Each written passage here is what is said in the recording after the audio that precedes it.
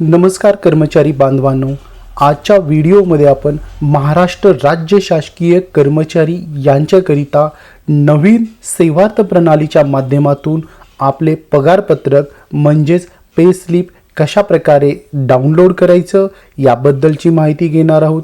तसेच नवीन सेवार्थ प्रणालीमध्ये दिल्या जाणाऱ्या विविध वेगवेगळ्या सेवा, जसे की आता नवीन प्रणालीच्या माध्यमातून आपणास HBA म्हणजेच हाऊस बिल्डिंग लोनसाठी सुद्धा अप्लाय करता येणार आहे। याचबरोबर आपल्याला मोटरसायकल ॲडव्हान्स म्हणजेच मोटरसायकलसाठी लोन घेण्यासाठी सुद्धा आपल्याला अप्लाय करता येणार आहे। याचबरोबर आपण ज्या विविध प्रकारच्या रजा घेतो, अर्न लीव असेल, कॅज्युअल लीव असेल, अर्जित रजा, किरकोळ रजा, वैद्यकीय रजा किंवा शिक्षणासाठी घेतल्या जाणाऱ्या रजा, या रजेसाठी सुद्धा आपल्याला या सेवार्थ प्रणालीच्या माध्यमातून अप्लाय करता येणार आहे। तर डिटेलमध्ये जाणून घेऊयात कशा प्रकारे नवीन सेवार्थ प्रणालीमध्ये आपण आपल्या एम्प्लॉय कॉर्नरला लॉग इन करायचं आणि विविध सेवांचा लाभ घ्यायचा। त्यापूर्वी आपण या चॅनलवर नवीन असाल तर खाली दिलेल्या रेड कलरच्या सबस्क्राइब या बटनला क्लिक करा, जेणेकरून या चॅनलवरती प्रसिद्ध होणारे सर्व शासकीय व महत्त्वाचे अपडेट्स आपणास नोटिफाय होतील। तर मी सुरुवातीपासून स्टेप बाय स्टेप आपणास कशा प्रकारे नवीन सेवार्थ प्रणालीमध्ये लॉग इन करायची याबद्दलची माहिती देतो। आता आपण पाहू शकता, हा जो डॅशबोर्ड दिसतोय तो महाराष्ट्र शासनाने विकसित केलेलं नवीन महाकोशचं होम पेज आहे। तर ज्या कर्मचाऱ्यांना याबद्दल माहिती नाही, अशा नवीन कर्मचारी व ज्यांना पूर्वीची सेवार्थ प्रणाली माहिती होती आणि ते स्वतः त्यांच्या एम्प्लॉई कॉर्नरमधून पे स्लिप डाउनलोड करत होते, अशा सर्व कर्मचाऱ्यांसाठी मी पुन्हा एकदा नवीन प्रणालीच्या माध्यमातून, नवीन सेवार्थ प्रणालीच्या माध्यमातून आपल्या सेवार्थ ID लॉग इन करून कशा प्रकारे सेवार्थ IDचा वापर करून कशा प्रकारे लॉग इन करून आपल्या विविध वेतन रिलेटेड असेल किंवा इतर कोणत्याही शासकीय लाभांची माहिती घ्यायची याची सुद्धा आपण माहिती घेऊयात। त्यासाठी आपण गुगल या सर्च इंजिनला महाकोश असे सर्च करा। महाकोश सर्च केल्याबरोबर जे आपली पहिली साईट ओपन होत आहे त्यावरती क्लिक करायचं आहे। आपण पाहू शकताय mahakosh.gov.in, इथे क्लिक केल्यानंतर हा डॅशबोर्ड आपणास दिसत आहे। तर हा नवीन डॅशबोर्ड आहे, यामध्ये वेगवेगळ्या सुविधा देण्यात आलेल्या आहेत। बिल पोर्टल जे आहे, आपलं वेतन बिल असेल, वैद्यकीय बिल, सर्व प्रकारचे बिल्स हे या पोर्टलमधून वितरित केले जातात किंवा जनरेट केले जातात। बीम्स प्रणाली असेल, ट्रेझरी नेट आहे, SNAP आहे, सायबर ट्रेझरी, इतर सर्व, परत अर्थवाहिनी, कोशवाहिनी ह्या आहेत। तर इथे आपल्याला खालच्या बाजूला लेफ्ट साईडला दोन नवीन टॅब दिसत आहेत, न्यू सेवार्थ आणि सेवार्थ। तर आपल्याला एम्प्लॉई पे रोल न्यू सेवार्थ या ठिकाणी क्लिक करायचं आहे।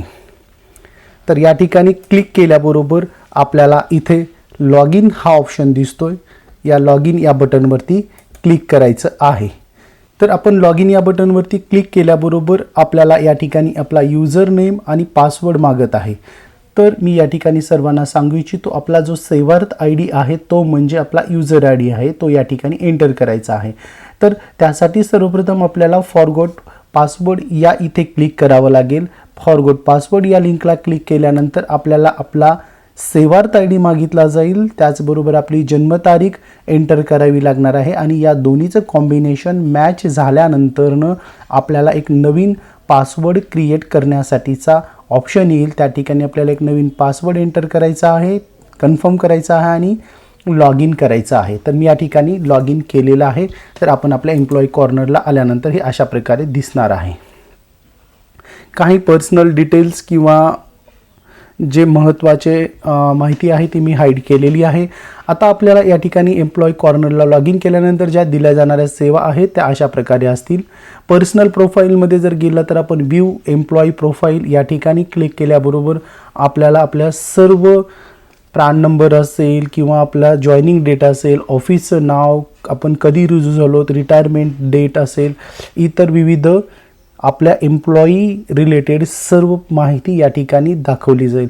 व्ह्यू लीव डिटेल्सवर क्लिक केल्यानंतर आपल्याला डिटेल्ससुद्धा पाहता येणार आहेत. आपल्या ज्या लीव्स आहेत वेगवेगळ्या त्या इथे आपल्याला चेंज ईमेल आय डीसुद्धा चेंज करता येणार आहे. आणि सगळ्यात जिव्हाळ्याचा विषय म्हणजे आपल्या वैयक्तिक पे स्लिप, सॅलरी स्लिप जे आपण पगारपत्रक म्हणतो त्यासुद्धा या ठिकाणी PDF स्वरूपात डाउनलोड करता येणार आहेत. तर आपण पाहू शकता इथे पे रिलेटेड असा ऑप्शन आहे. दुसरा टॅब त्या ठिकाणी व्ह्यू पे स्लिप इथे दिलेला आहे ऑप्शन. या ठिकाणी आपण क्लिक करायचं आहे. क्लिक केल्याबरोबर आपल्याला select pay year and month असा ऑप्शन येतो. आता ही नवीन प्रणाली असल्यामुळे आता आपल्याला यापूर्वीच्या पे स्लिप या पोर्टलवरती डाउनलोड होणार नाहीत, तर त्या जुन्या पोर्टलवरती डाउनलोड करता येतील. 2026 पासून पुढील सर्व पे स्लिप इथे आपल्याला उपलब्ध होणार आहेत. तर मंथ आणि इयर सिलेक्ट करायचं आहे, मे आणि जून. इथून पुढचे आपल्याला पे स्लिप इथे डाउनलोड करता येणार आहेत. आणि व्ह्यू पे स्लिप या ग्रीन कलरच्या बटनवरती क्लिक करायचं आहे जर आपल्याला पे स्लिप डाउनलोड करायची असेल तर. याबरोबर मी जे तुम्हाला सांगितलं की आपल्याला होम लोनसाठी सुद्धा अप्लाय करता येणार आहे. Apply for loan and advance असा ऑप्शन दिलेला आहे. ॲडव्हान्समध्ये आपल्याला मोटरसायकल ॲडव्हान्ससाठी अप्लाय करता येईल. आपले रिपोर्ट्स असतील जसे की आपलं NPS रिपोर्ट असेल ते सुद्धा पाहता येणार आहे. इंटरेस्ट कॅल्क्युलेट करता येणार आहे आपल्या घेतलेल्या कर्जावरचा. आणि युटिलिटीजमध्ये आपल्याला आपला पासवर्ड चेंज करता येणार आहे. तर या अशा इथे व्ह्यू पे ड्रॉन आहे आपल्याला, म्हणजेच पूर्ण वर्षभराचा आपला पे ड्रॉन रिपोर्ट काढता येईल. रिकव्हरी जी आपली होत आहे होम लोनची ती सुद्धा इथे पाहता येते. एम्प्लॉई सॅलरी डिटेल्समध्ये आपल्याला कधी सॅलरी कोणत्या महिन्याची पडली हे डिटेल पाहता येतील. तर हे एक नवीन सेवार्थ प्रणालीबद्दल आपल्याला माहिती होणं आवश्यक होतं, म्हणून आजचा हा व्हिडिओ आपणा सर्वांसाठी. जर हा व्हिडिओ आवडला असेल तर लाईक करा, चॅनल सबस्क्राईब करा. मोटिवेशनल महेश. थँक्यू, धन्यवाद.